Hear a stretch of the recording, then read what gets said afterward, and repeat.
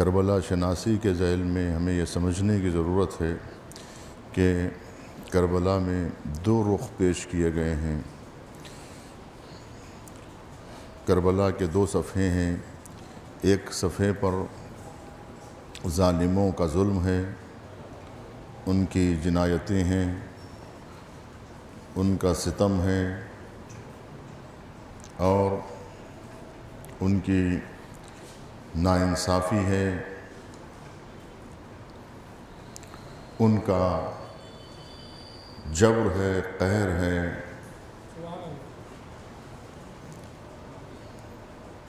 ان کا ہر طرح کا ستم ہے جو روا رکھا گیا۔ اور دوسری طرف جو دوسرا صفحہ ہے کربلا کا، وہ ہے کربلا کی نورانیت، امام حسین علیہ السلام کی شہامت اور ان کی شجاعت، ان کی عظمت، ان کا وقار، ان کا ایمان،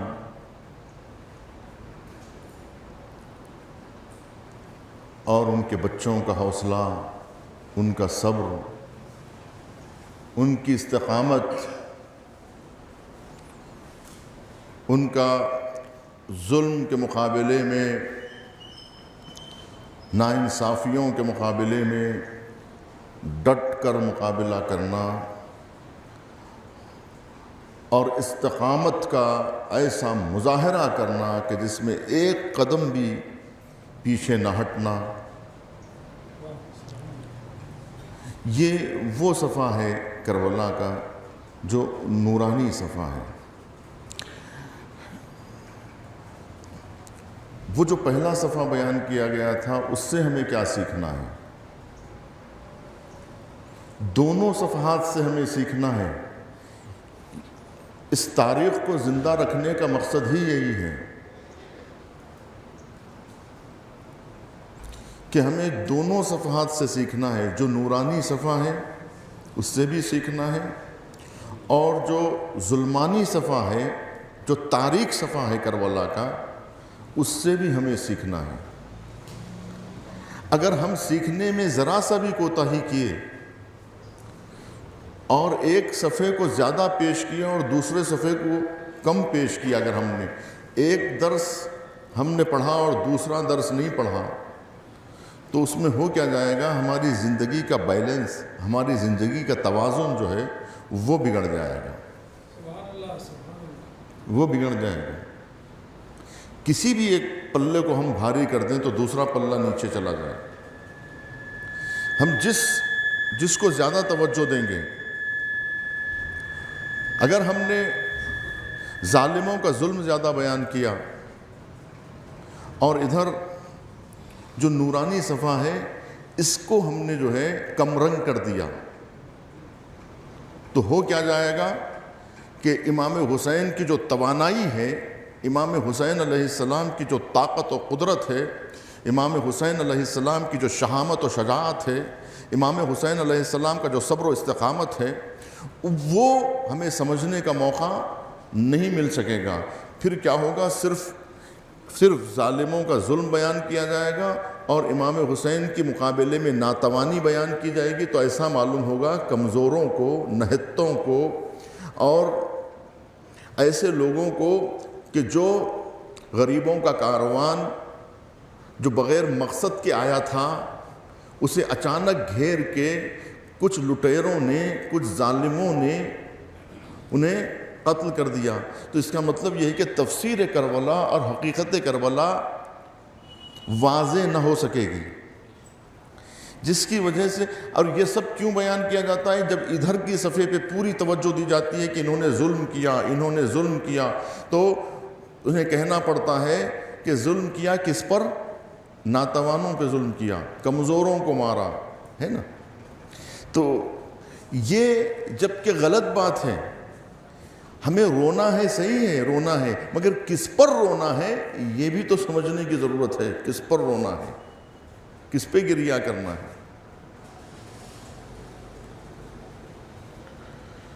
تو ہمیں سمجھنے کی ضرورت ہے کہ ہمیں رونا ہے تو کس پر رونا ہے. ہمیں کمزوروں پہ نہیں رونا ہے، ہمیں طاقتوروں پہ گریہ کرنا ہے، بہادروں پہ گریہ کرنا ہے. ہمیں ان صابروں پہ نہیں کہ جو ہمارے پاس جو جس چیز کی تفسیر کی جاتی ہے صبر کی، یعنی وہ لوگ جو کچھ نہیں کر سکتے ہیں تو صبر کر رہے ہیں، وہ لوگ جو تلوار چلا نہیں سکتے، وہ لوگ جو جنگ لڑ نہیں سکتے، وہ لوگ جو طاقت کا مظاہرہ کر نہیں سکتے، وہ لوگ جو قوت نہیں رکھتے، طاقت نہیں رکھتے، حوصلہ نہیں رکھتے، استقامت نہیں رکھتے اور ایمان نہیں رکھتے، ایسوں کا صبر نہیں مانا جاتا. یہ صبر نہیں ہے، یہ تو مجبوری ہے. مجبوری الگ چیز ہے، صبر الگ چیز ہے. مجبوری میں انسان جو ہے وہ میدان میں نہیں کھڑا ہوتا، گھر کے گوشے میں بیٹھتا ہے. تو گھر کے گوشوں میں بیٹھنے والوں کو صابر نہیں کہا جاتا، مجبور کہا جاتا ہے. کربلا مجبوروں کی داستان نہیں ہے، ناتوانوں کی داستان نہیں ہے اور کمزوروں کی داستان نہیں ہے، بے حوصلہ افراد کی داستان نہیں ہے، بے صبر افراد کی داستان نہیں ہے، ڈگمگانے والے قدم کی داستان نہیں ہے، پست حوصلے والوں کی داستان نہیں ہے، پست ہمت افراد کی داستان نہیں ہے، پست جذبے رکھنے والوں کی داستان نہیں ہے، بلکہ حوصلہ مندوں کی داستان ہے، صبر و استقامت والوں کی داستان ہے، ایمان اور جذبہ حریت رکھنے والوں کی داستان ہے، ان بلند روحوں کی داستان ہے کہ جو ظلم کے آگے جھکنے والے نہیں ہیں، جو ناانصافیوں کے سامنے جھکنے والے نہیں ہیں، جو بے عدالتی کے سامنے جھکنے والے نہیں ہیں، جو ظالموں کے ظلم سے گھبراتے نہیں ہیں، وہ لوگوں کی داستان ہے. تو ہم نے کیا کیا؟